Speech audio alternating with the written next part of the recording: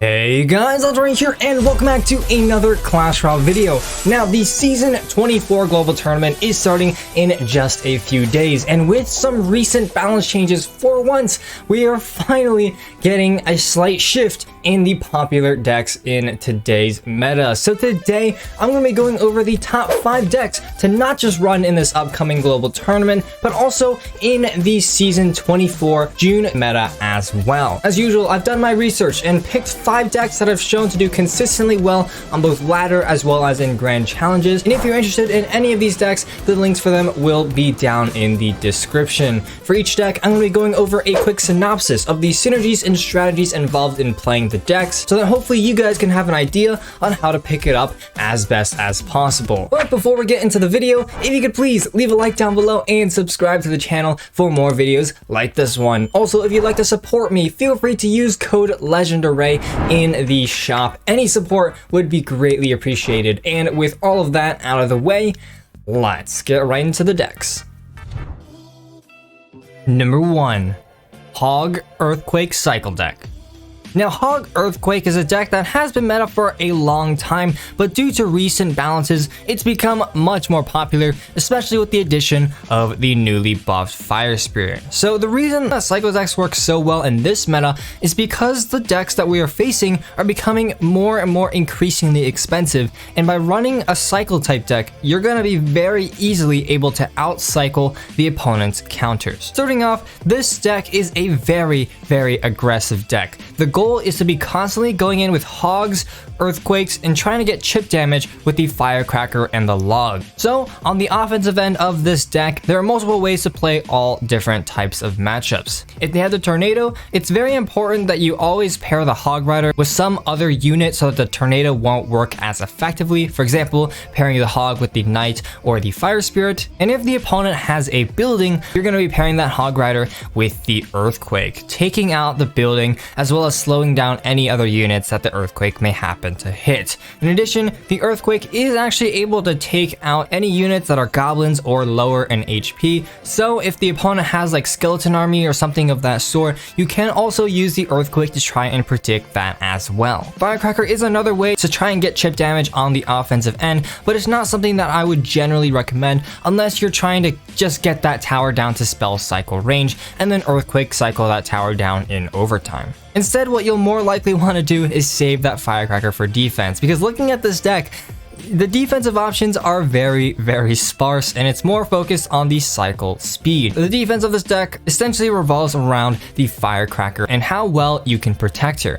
In the case that the opponent has spells to take them out, make sure that you are able to cycle back to a second firecracker, because honestly, without a firecracker, your defenses are going to be much more difficult. That being said, you do have the Tesla for tanks, your knight as the mini tank, and then the fire spirit is also there as a cycle card, but also to deal high amounts of splash. All in all, the goal is to maintain high pressure, take the tower down to spell cycle range, and then just play down those 2 earthquakes that you need to take the opponent's tower down.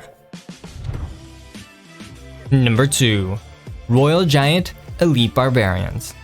Now, this is a deck that has been popular for a while, and it's going to continue to be popular because pretty much none of these cards were balanced whatsoever, except for the Elite Barbarians, but that was such a small nerf that it honestly doesn't matter. But anyways, the Royal Giant E-Barbs deck is just so effective because it's such an expensive deck, but you can also play it so aggressively. Starting off the match, because all of these cards are important counters that you might need, I generally will play this deck much more reactively and initially wait for the opponent to make the first move. After that, depending on what they play, well, you can either react to that defensively, or you can already begin to build up your Royal Giant pushes in the opposite lane if they spend a ton of elixir. A goal in first play. Speaking of the offense of this deck, well, there are 2 ways that you can begin building up your pushes. Generally, if you are against a more expensive deck, you're going to be playing more Royal Giants at the bridge. You're trying to maintain that high immediate pressure to prevent your opponents from being able to build up the big pushes that they want. Against cheaper decks, you're going to more likely play the Royal Giant in the back and build up a much bigger Royal Giant push, while also trying to cycle back to a second Royal Giant to immediately play down as well. When supporting your Royal Giant pushes, it's also important to keep in mind what your opponent's counters are. Of course, if they have a big heavy hitter such as a P.E.K.K.A, it's important to play the Fisherman immediately to pull that P.E.K.K.A away. Alternatively, if they have like Skeleton Army, well then go ahead and play that Mother Witch down to spawn a ton of hogs towards the opponent's tower. It's important to be cognizant of what types of counters your opponents have in order to play the offense effectively. On the defensive end, well, this deck is just so solid. Elite Barbarians are honestly just a catch-all for defense. They're very tanky, they deal high amounts of damage, and combined with the Fisherman to pull any sort of big tanks, as well as the Mega Minion and the Mother Witch for defense, this deck is almost completely unstoppable. Number 3, Disgusting Lava Hound.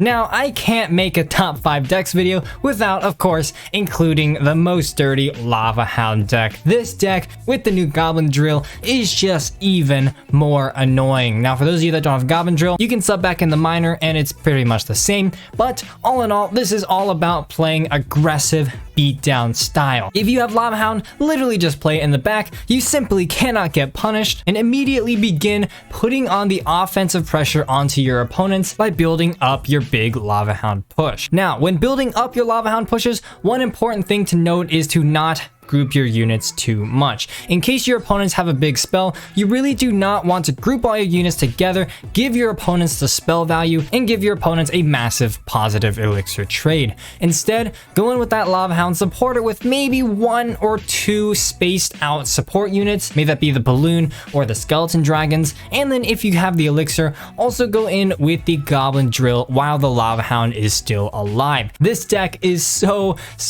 dirty because not only are there going to be the lava puffs from the Lava Hound, but there are also going to be the goblins from the Goblin Drill that just completely swarm and overwhelm the tower. It's just so difficult for an opponent to stop.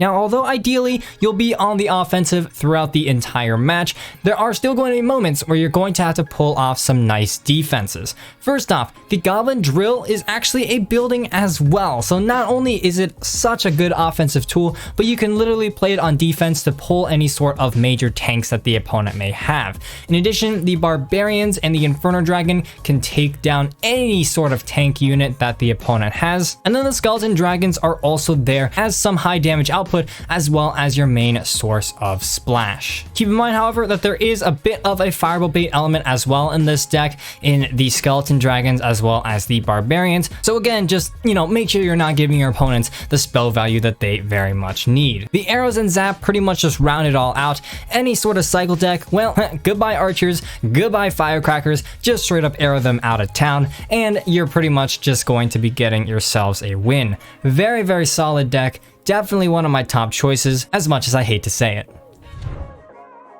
Number 4, Ekka Bridge Spam. Now, with the new meta comes a slightly new variation of P.E.K.K.A Bridge Spam, this time with the Ram Rider instead of the Battle Ram. So this is going to be a very aggressive deck, focused on keeping the opponents on their toes at all times. Starting off the match, I'm always going to cycle something cheap in the back. Ideally, it's just going to be either the Bandit at the bridge or a Bar Barrel at the bridge, and you don't really have to worry about waiting for the opponent to make that first major commitment, because if you do one of those plays, well, the opponent is going to have to respond with something. And after that, I'm generally going to start playing very reactively and begin forming some sort of push in the process. Speaking of the offense of this deck, well, most of the time it's just going to be about that quick pressure at the bridge. Of course, like I said earlier, you have the Bandit and the Bar Barrel, but you also have the Ram Rider as well as the Dark Prince, both very fast units that can easily make it to your opponent's tower if left ignored. However, aside from just the bridge spam aspect, you can also combine that with a slight beatdown playstyle as well. Especially once you reach double elixir time or after you defend a push with the P.E.K.K.A, you'll oftentimes, well, have a surviving P.E.K.K.A. And in that case, you can build up units behind the P.E.K.K.A just like a beatdown push with the Mother Witch, the Dark Prince, the E-Wiz, but also spam a little bit in the opposite lane with the Bandit or Bar Barrel just to try and get a little bit of a connection. On the defensive end, this deck is still just so rock solid, simply because you have so much much potential to stall out the opponent's push, allowing your defensive units more time to take them out. I'm talking about the Electro Wizard with his stun, as well as the Ram Rider with her snare ability. Aside from those two, of course, the P.E.K.K.A. is there to take down any sort of major tanks, the Mother Witch and the Dark Prince are there for swarms, and the Bandit is also very useful to take care of any sort of charging units such as the Prince or the Mega Knight.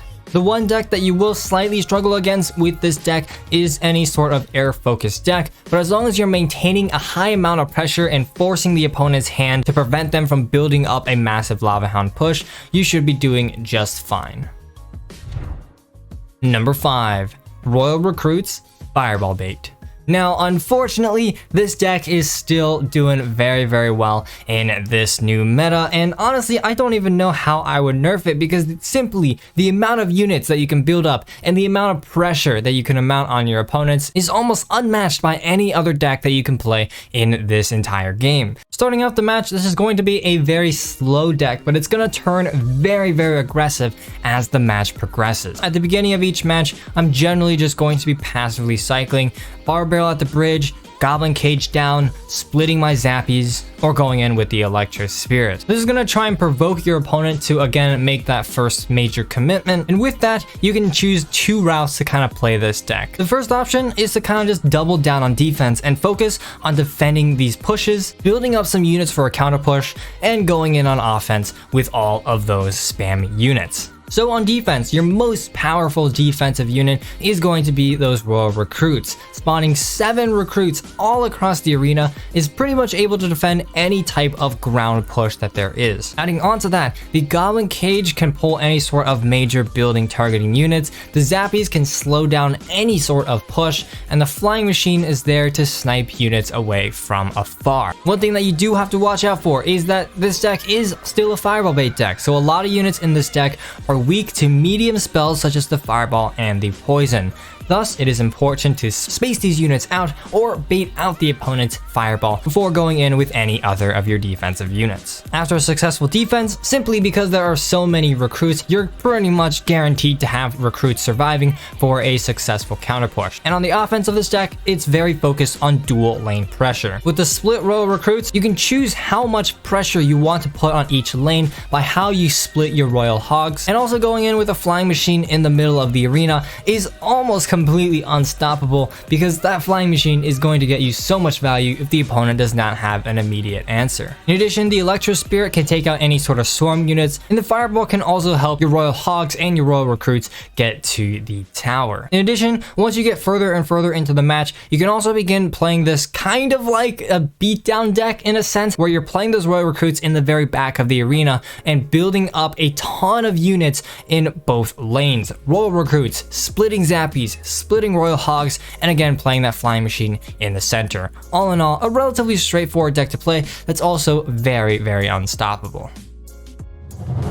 So there we go, those are the 5 decks that I would recommend you guys play in this upcoming Season 24 Global Tournament. As usual, deck links are down in the description. Any of these 5 decks are definitely very solid picks for you guys to play. So as usual, best of luck in the upcoming Global Tournament. But unfortunately guys, that's all I've got time for in today's episode. Huge thanks to all of my channel members, you guys are the absolute G's. If you enjoyed, please leave a like down below as well as a subscription to my channel. And as always, this is Legendaray, and I'm signing off. See you guys next time.